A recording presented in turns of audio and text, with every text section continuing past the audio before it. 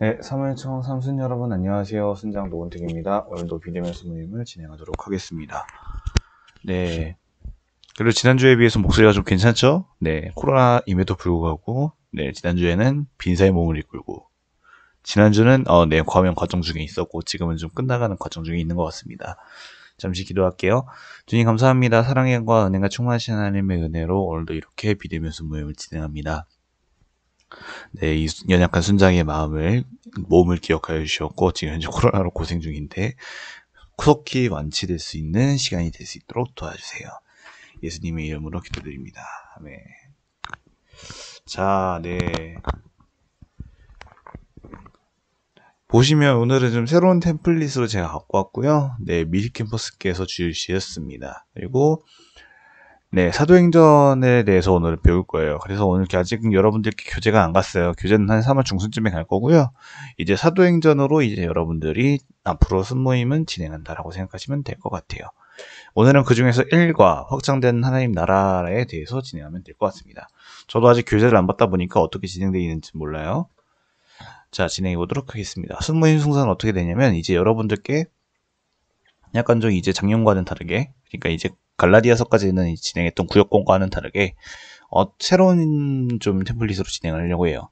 그래서 갈라디아서까지만 해도 우리가 이제 제일 쓰던 게 뭐냐면 개역개정이라는 성경이에요. 그 개역개정을 안 쓰지는 않아요. 근데 이제 그거를 저희가 그 부분이 어렵다라는 편견도 저도 생각이 들기도 했고, 우리 청년들에게 좀 쉽게 읽힐 수 있는 성경책이 무엇이 있을까라고 생각을 해봤는데, 그게 바로 네, 세번역 성경이더라고요. 그래서 저는 세번역 성경으로 여러분께 풀이와 읽기를 진행을 할 겁니다. 그렇다고 해서 제가 읽어드리지는 않을 거예요. 근데 여러분들께서 해주셔야 될 게 뭐냐면, 수모임을 시작하기 전에는 개역 개정으로 된 먼저 본문을 읽어주시고 난 다음에는 여러분들이 수모임을 진행할 때에는 세번역 성경으로 한 번 더 읽어주셔야 된다는 번거로움이 있어요. 하지만 여러분들이 훨씬 더 미안합니다. 여러분들께서 읽어보시면 훨씬 더 좀 더 이해가 쉬웠다라는 부분을 이해가 되실 거예요. 그래서 여러분들께 번거롭지만 한번 부탁드릴게요. 그리고 질문과 똑같이 이제 본문 해설을 진행을 할 거고요. 문제 풀이에 대해서 진행을 할 겁니다. 묵상하기는 따로 진행하지 않습니다. 죄송해요. 묵상에도 진행을 하는데 제가 읽어드리지는 않을 거예요. 여러분들께서 읽고 나눔해 주시면 됩니다. 마지막으로 나눔하기 진행하고 끝이 납니다. 자, 오늘 본문은 이제 사도행전 1장 1절에서 14절에 있는 내용인데요. 제가 이렇게 세번역 성경을 갖고 와봤어요. 자, 이 세번역 성경으로 보시면 훨씬 더 이제 부드러운 게 이제 되어 있는데, 근데 보시면 이게 가끔 가다 보면 여기에 이렇게 체크 포인트가 되어 있는 박스들이 있을 거예요. 이건 뭐냐면 제가 따로 성경 부분을 해설할 부분이다 라고 생각하시면 될 것 같아요. 그래서 이 부분들은 다 바깥에서 나와 있습니다. 네, 지금 현재 14절에도 이렇게 나와 있죠? 여러분들께서 한번 꼭 읽어보시면 되고, 사람 같은 경우에는 제가 이렇게 다른 체크박스로 은색과 금색으로 제가 해놨습니다. 그렇습니다. 자, 본문 해설 진행해보자면, 사도행전에 대해서 우리가 처음으로 진행을 하잖아요. 사도행전은 어떤 부분이야? 어떤 부류에 속해져 있냐? 성경 중에서도 역사서에 대해서 되어 있다. 분류가 되어 있다라는 거예요. 그리고 역사서인데 이 중요한 사도행전의 성경에서의 내용은 무엇이냐면 교회와 하나님 나라에 대한 확장이라는 주제를 갖고 있어요. 큰 주제가 교회와 하나님 나라의 확장이라는 것을 알 수가 있는 거예요. 그래서 사도 바울의 1세기가 나오는 거고 사도들의 1세기가 나와요. 그리고 사도들이 예수님 이후에 복음을 어떻게 전했는지에 대해서 우리는 제대로 배울 수 있는 시간이다 라고 말씀드리고 싶어요. 자, 먼저 4절의 세번역 성경에 보시면 아버지의 약속을 기다려라 라고 되어 있는 부분이 있는데 이 부분은 바로 다음 절인 성령으로 세례를 베풀 것이다 라는 그 의미와 똑같아요.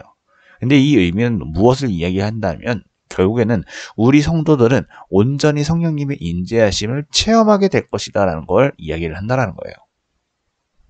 그렇다면 여러분들, 근데 세례라는 게 무엇이죠? 아마 이제 여러분들께서도 세례 받으신 분들이 좀 계실 건데 세례라는 것은 무엇이냐면 바로 네. 성령님의 인재하심을 체험할 수 있는 중요한 도구잖아요. 근데 우리 현재에서는 어떻게 사용하냐면 목사님께서 그냥 손에다가 물을 담그시고 여러분들의 머리 위에다 얹으시잖아요. 근데 그 시대 때에는 그러지 않았어요. 그 시대 때에는 세례라고 말을 한다면 성도가 나와서 그때 당시에 예배 지도자가 머리에 푹 담갔어요. 강물에 푹 담갔어요. 그런 침례를 말한다라는 거예요. 여러분들께서 약간의 개념 차이가 있다는 거 좀 설명하고 싶었습니다. 6절에 보시면 이렇게 돼 있죠. 주님께서 이스라엘에게 나라를 되찾아 주실 때가 바로 지금입니까? 라고 되는 거예요. 이건 누가 말하는 거냐면 제자들이 주님께 말하는 거예요. 예수님께서 그러면 이스라엘에게 이스라엘이라는 나라를 되찾아 주실 때가 지금 바로 지금이에요? 라는 그거에 대한 말인 거예요. 근데 이거는 솔직히 말하면 제자들의 아직은 성장하지 못한 어리숙한 모습이다라는 걸 알 수 있어요. 그때 이스라엘의 나라를 되찾으실 때라는 것은 그 직접적인 나라가 아니라 하나님 나라를 말하는 거예요. 그걸 좀 알고 계시면 될 것 같아요. 자, 8절에 보시면 개역 개정에는 권능이라는 단어가 나와 있는데 여기서는 능력이라는 단어로 쓰여져 있고요. 여기는 무슨 능력을 말하는 거냐? 성령님의 큰 핵심 능력을 말하는 거예요. 자, 그러면 이제 8절 후반부에 나오는 예루살렘, 온 유대, 사마리아, 땅끝이라는 단어는 무엇이냐? 예수님이 증인이 되어 전파해야 할 전도지, 즉 우리가 전도해야 할 그러한 장소들을 말한다는 거예요. 사도 바울인데 예루살렘, 온 유대와 사마리아, 그리고 땅끝까지. 땅끝이라는 것은 어디냐면 전 세계를 말하는 거예요. 그렇다고 여러분들이 알고 계시면 될 것 같습니다. 12절에는 무엇을 말하는 거냐면 올리브산이라고 되어 있는데 세번역 성경에는 이렇게 되어 있어요. 근데 개역 한글이나 개역 개정에는 감람원 혹은 감람산이라고 불러진다고 할 수 있습니다. 감람이라는 것은 무엇이면 그때 당시에는 성경에서는 제가 이전에 설명드린 적이 있어요. 감람이라는 것은 무엇이면 결국에는 올리브를 말한다라고 이야기를 하시면 될 것 같아요. 근데 이 감람산이라는 것은 어디냐면 예루살렘에서 도 30분 정도에 위치한 곳이라고 되어 있네요. 자, 13절에는 예수님의 11제자에 대한 이야기가 나와 있어요. 근데 여기에서는 우리는 보통 12제자라고 읽는데 배반자 유다까지 포함해서 12명이라고 하시면 될 것 같습니다. 14절에는 추가로 예수님을 따르는 가족과 여성들에 대한 설명이 되어 있습니다. 자, 이제 본격적으로 이제 문제풀이를 진행해 보도록 할 거예요. 저자가 전에 쓴 글은 무엇입니까? 그 글에는 어떤 내용이 있습니까? 그리고 이 글의 수신자는 누구입니까? 자, 1절에서 2절입니다. 세번역 성경을 읽겁니다. 데오빌루님, 나는 첫 번째 책에서 예수께서 행하시고 가르치신 모든 일에 다루었습니다. 거기에 나는 예수께서 활동을 시작한 때로부터 그가 택하신 사도들에게 성령을 통하여 지시를 내리시고 하늘로 올라가신 날까지 하신 모든 일을 기록했습니다. 자, 사도행전의 저자는 누구죠? 자, 일단은 먼저 사도행전에 대한 저자에 대해서 이야기를 해봐야 될 것 같아요. 저자는 누구냐면 사도 바울이라고 잘못 아는 사람들이 많아요. 사도 바울이 아닙니다. 사도 누가입니다. 누가라는 사람이 있었고요. 이 누가라는 사람은 그때 당시에 무슨 직업을 갖고 있었냐? 사도임에도 불구하고 의사라는 직업을 갖고 있었어요. 그 의사라는 사람은 있었는데 그 전에 쓴 책은 무엇이냐면 바로 누가복음이에요. 공간복음으로 된 누가복음, 즉 공간복음의 마지막. 공간복음이 맞을 거예요. 그 4복음서 중에 세 번째에 누가복음을 작성을 했습니다. 이 누가복음은 어떤 내용이 들어가 있냐? 예수님의 탄생과 가르침과 이적과 기적이 들어가 있고요. 그리고 승천 기록까지 나와 있습니다. 그래서 누가복음의 맨 마지막 장인 24절, 그리고 그 마지막 부분인 50절에서 53절의 내용을 보면 예수님의 승천 기록이 3절에 대해서 구분이 되어 있다는 걸 우리는 알 수 있어요. 여러분들이 한 번 꼭 읽어보고 다시 돌아오세요. 자, 그렇다면 이 사도행전은 무엇을 말하고 싶었냐면 아까 제가 앞에 말씀드렸던 교회와 하나님 나라를 확장하는 이야기가 들어져 있다는 걸 우리는 알 수 있습니다. 그렇다면 이 편지의 수신자는 누구냐?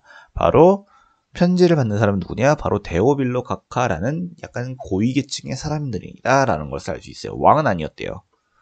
그렇습니다. 자, 문제풀이 진행해 볼게요. 두 번째입니다. 예수님은 부활하신 후 며칠 동안 계셨습니까? 그리고 그동안 무엇을 가르치셨습니까? 3절입니다. 예수께서 고난을 받으신 뒤에 자기가 살아계심을 여러 가지 증거로 드러내셨습니다. 그는 40일 동안 그들에게 여러 차례 나타나시고 하나님 나라에 관한 일을 말씀하셨습니다. 자, 40일 동안 계셨고요. 40일째 승천하셨어요. 그리고 그 안에 무엇을 가르치셨냐면 하나님 나라에 관한 일을 가르치셨어요.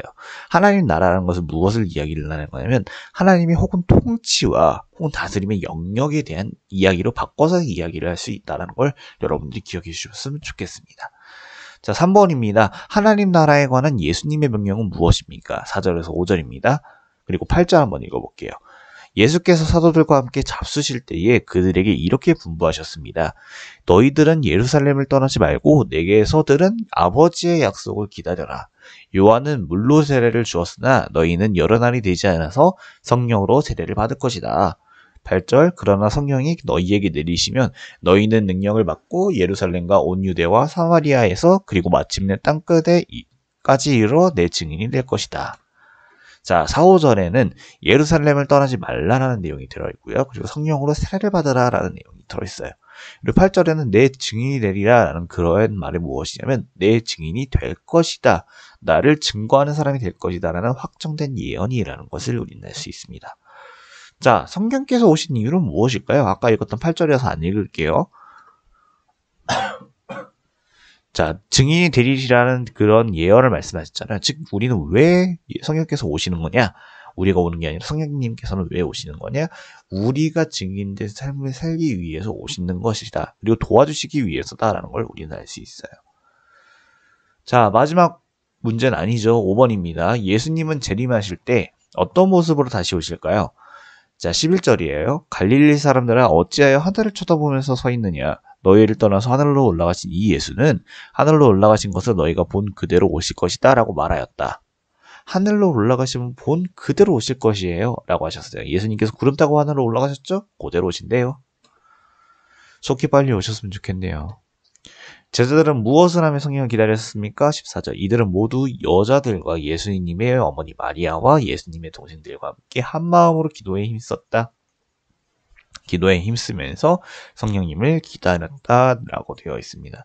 자, 묵상하기 진행해 보도록 할 건데 저는 읽어드리지 않을 겁니다. 읽어보세요.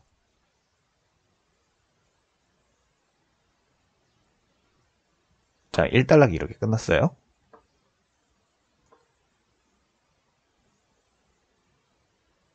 느려. 미안합니다. 수정을 따로 안 했네요.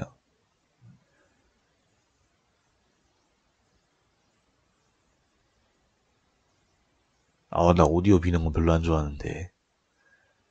네, 다음에는 수정을 할게요. 자, 제가 이제 여기 부분은 제가 좀 이제 체크를 할 건데, 여러분들이 나가는 교재는, 보조 교재는 이렇게 체크가 다 있을 거예요. 하나님 나라에는 이중적인 의미가 있습니다. 하나는 복음이 전파되어 죄로부터 해방되고 구원의 기쁨이 선포되는 이 땅 위에 임하는 하나님의 나라입니다. 다른 하나는 마지막 날 예수님의 재림에 의해 완전하게 이루어지는 하나님의 나라입니다. 라고 되어 있습니다. 여러분들이 하나님 나라에 대해서 오늘 제대로 배워보는 시간이 되었으면 좋겠습니다.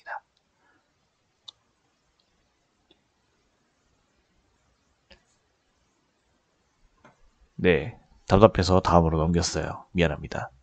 자, 우리가 기억해야 될 것은 무엇이죠? 우리에게 임한 하나님 나라, 그리고 이제 앞으로 우리가 전해야 할 하나님의 나라에 대한 것이다. 이 두 개가 합쳐져야지 비로소 완성된 하나님의 나라라고 하는 것을 우리는 알 수 있습니다. 도래 시기는 언제냐? 언제쯤 오실까요? 몰라요. 하나님만 아실 거예요. 그렇게 하셨으면 좋겠습니다. 자, 나눔하기 한번 해볼게요. 저는 나눔에 이제 참여하지 않아요. 자, 예수님의 복음이 전파된 곳이 하나님의 나라예요. 이 땅에 임하는 하나님의 나라는 다양한 모습들에 나눠봅시다. 자, 하나님의 나라는 어디서부터 진행될까요? 아마 하나님의 나라는 작게는 정말 내 자신도 하나의 교회잖아요. 그래서 나도 하나님의 나라가 될 수 있을지도 모른다는 생각이 들어요. 그리고 내가 먼저 복음으로 채워져야지 남을 전도할 수가 있는 거예요. 그리고 점점 더 시작해서 우리가 지금 속해 있는 우리가 속해 있는 공동체, 우리가 속해 있는 교회, 우리가 속해 있는 청년부, 교회가 속해 있는 노회, 교회들끼리 모여있는 연합을 노회라고 불러요. 그래서 가끔씩 이제 주보에 보시면 노회 관련된 내용이 나오거든요.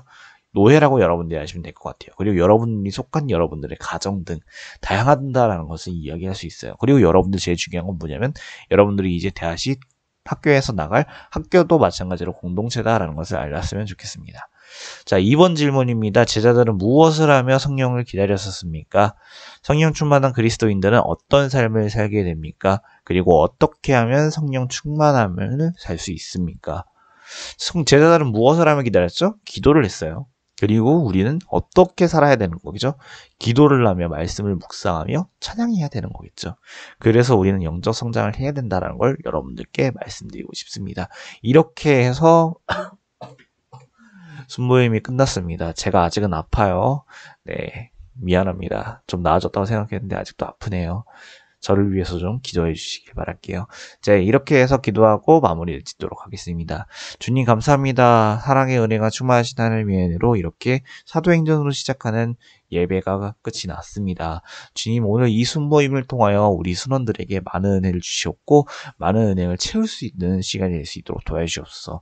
우리가 더 나아가 하나님과 더 소통할 수 있는 우리가 될 수 있도록 도와주시옵소서. 감사드립니다. 예수님의 이름으로 기도드립니다. 아멘. 순장님의 완치를 위해 여러분들이 좀 기도 좀 해줘요. 안녕.